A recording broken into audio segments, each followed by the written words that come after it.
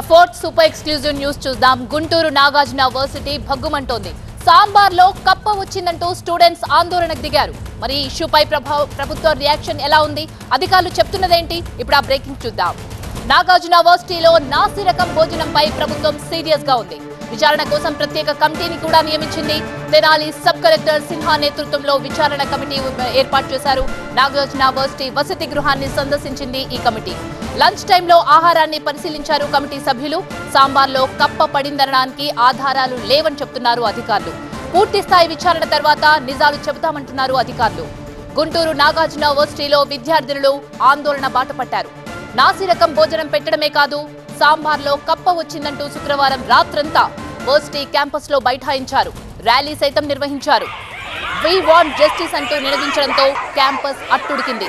గత కొన్ని రోజుల నుంచి ఫిర్యాదు చేస్తున్నప్పటికీ ఎవరూ పట్టించుకోవడం లేదంటూ ఆగ్రహం వ్యక్తం చేస్తున్నారు students. Package drinking water business చేస్తూ 25 లక్షలు సంపాదిస్తున్నారు వీరి నుండి నేర్చుకోవాలా? అయితే ఫ్రీడమ్ యాప్ ని డౌన్లోడ్ చేసుకోండి. వారం కిందట భోజనంలో జెర్రీ వచ్చిందని చెప్పినా పట్టించుకునే నాదుడే లేదని మండిపడుతున్నారు. వర్సిటీలో ఇలాంటి ఘటనలు తరచూ జరుగుతున్నాయని స్టూడెంట్స్ ఆవేదన వ్యక్తం చేస్తున్నారు. విద్యార్థుల ఆందోళనకు స్పందించిన ప్రభుత్వం తెనాలి సబ్ కలెక్టర్ సంజనా సిన్హా నేతృత్వంలో ప్రత్యేక విచారణ కమిటీని నియమించింది. దాంతో సబ్ కలెక్టర్ సారథ్యంలోని కమిటీ నాగార్జున యూనివర్సిటీ హాస్టల్ను సందర్శించింది. మెస్లోని విద్యార్థులను వివరాలు అడిగి తెలుసుకున్నారు. విద్యార్థులు ఎవరూ ఆందోళన చెందొద్దని భరోసా ఇచ్చారు సబ్ కలెక్టర్. అయితే ఇప్పటి వరకు సాంబార్లో కప్ప పడింది అన్న ఆధారాలు లేవని చెప్పారు. పూర్తి విచారణ తర్వాత అసలు విషయాలు తెలుస్తాయంటున్నారు. ఒక 3 మెంబర్ కమిటీని వేశారు. ఈ కమిటీలో sub collector Tenali, district supplies officer DSO గారు అండ్ ఆల్సో ఫుడ్ ఇన్స్పెక్టర్ గారు, ఫుడ్ సేఫ్టీ ఆఫీసర్, వీరు ముగ్గురిని వేశారు. సో ఈ కమిటీ రేపు మండే 10 o'clock ఇక్కడికి వచ్చి కూర్చుని ఏవేవైతే ఇష్యూస్ స్టూడెంట్స్ ఇక్కడ ఫేస్ చేస్తున్నారో ఫుడ్ పరంగా వాటిని రికార్డ్ చేసి అవి గవర్నమెంట్ దృష్టికి తీసుకెళ్లాలని అనుకుంటోంది. అలాగే నిన్న ఇన్సిడెంట్ ఏదైతే అయిందో అలాంటి ఇన్సిడెంట్సెస్ ముందర కూడా అయి ఉంటే వాళ్ళ అబ్జర్వేషన్స్ ఏంటి, దీన్ని ఇంకా ఎలా మనం మెరుగుపడవచ్చు, ఏ డిఫికల్టీస్ ఫేస్ చేస్తున్నారు, వీటికి రీజన్స్ ఏంటి అని వాళ్ళ అబ్జర్వేషన్స్ తీసుకుని ఇవి గవర్నమెంట్కి ఇవ్వడం జరుగుతుంది. విద్యాలయాల్లో విద్య గురించి మాట్లాడుకోవడం తక్కువైపోయింది. రోజు రోజుకు హాస్టల్లో ఫుడ్ పాయిజన్ అవుతుంది, యూనివర్సిటీలో ఫుడ్ పాయిజన్ అవుతుంది అనే సమాచారమే ఎక్కువగా జరుగుతుంది. మరి ఈ విషయంపై లేటెస్ట్ అప్డేట్స్ మా ప్రతినిధి నాగరాజు అందిస్తారు. నాగరాజు, సాంబార్లో కప్ప పడిందని స్టూడెంట్స్ అంటున్నారు. విచారణ కమిటీ మాత్రం ఇప్పటివరకు ఆధారాలు లేవంటున్నారు. మరి కమిటీ చర్యలు తీసుకోవడంతో పాటు ఇకపై ఇలాంటివి జరగకుండా ఎలాంటి సిఫారసు చేసే అవకాశం ఉంది?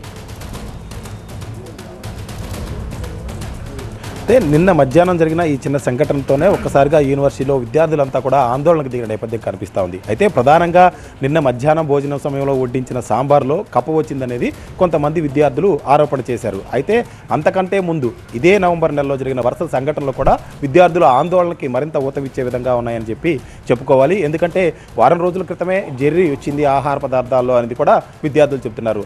వాటితో పాటు ఈ చిన్న చిన్న జీవులతో పాటు ప్రధానంగా ప్రతిరోజు ఆహారంలో కూడా పురుగులు వస్తున్నాయని చెప్పేసి విద్యార్థులు చెప్తా ఉన్నారు. ఈ అంశాలను అధికారుల దృష్టికి తీసుకువెళ్ళినా కూడా ఎవరు స్పందించడం లేదు. దీంతోనే రాత్రి ఆందోళనకు దిగాల్సిన అవసరం వచ్చింది అనేది విద్యార్థులు చెప్తున్నారు. ఈ నేపథ్యంలోనే రాత్రంతా దాదాపు 2 గంటల వరకు కూడా విద్యార్థులంతా పెద్ద ఎత్తున ఆందోళనకు దిగి హాస్టల్ నుంచి బయటికి వచ్చి అక్కడి నుంచి పీసీ ఛాంబర్ వరకు వెళ్ళి అక్కడ బైఠాయించడం జరిగింది. ఈ నేపథ్యంలోనే ప్రభుత్వం కూడా అప్రమత్తమైంది.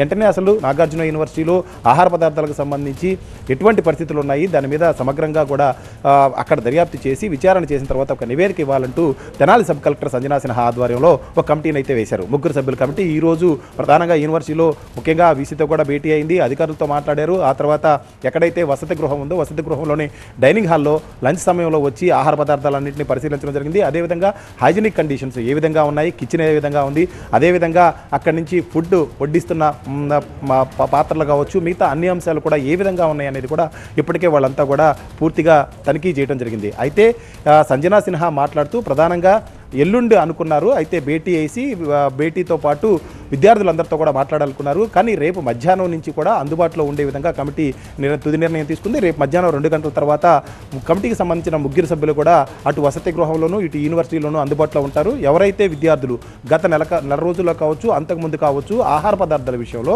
ఎటువంటి సమస్యలను అయితే ఎదుర్కొన్నారో వాటన్నిటిని కూడా తమ దృష్టికి తీసుకురావచ్చని సంజనా సిన్హా సబ్ కలెక్టర్ చెప్పారు. అయితే ప్రధానంగా ఇక్కడ 2-3 అంశాలు విద్యార్థులు అయితే వెంటాడుతూ ఉన్నాయి. రాత్రి నుంచి ఆందోళన చేసిన నేపథ్యంలో కొంతమంది విద్యార్థుల్ని కనుక మీరు మీడియా ముందు కానీ లేదా అధికారుల దృష్టికి కానీ ఈ అంశాలన్నింటినీ కూడా తీసుకువెళ్తే తర్వాత చాలా సీరియస్ యాక్షన్స్ ఉంటాయి. మీరు 5 ఏళ్ల పాటు యూనివర్సిటీలో ఉండాల్సిన విద్యార్థులు కాబట్టి తగిన విధంగా మీరు నడుచుకోవాల్సి ఉంటుందని కూడా కొంతమంది బెదిరించారనేది విద్యార్థులు ఆరోపిస్తున్నారు. అయితే ఇదే విషయాన్ని అటు సంజనా సిన్హా సబ్ కలెక్టర్ దృష్టికి తీసుకువెళ్లడంతో పాటు మీడియా బీసీ దృష్టికి కూడా తీసుకెళ్లింది. అయితే విద్యార్థులు ఎవరూ భయపడాల్సిన అవసరం లేదు. విద్యార్థులకు సంబంధించిన ఐడెంటిటీ కానీ పేరు కానీ ఎక్కడా కూడా బయట పెట్టాం కాబట్టి ధైర్యంగా ముందుకు వచ్చి జరిగిన అన్ని విషయాల మీద కూడా స్పష్టంగా కమిటీకి చెప్పాలని చెప్పి సంజనా సిన్హా ఇప్పటికే విజ్ఞప్తి చేశారు. రేపు మధ్యాహ్నం నుంచి కూడా ఈ కమిటీ తన విచారణ అయితే ప్రారంభించనుంది. Thank you Nagaraj.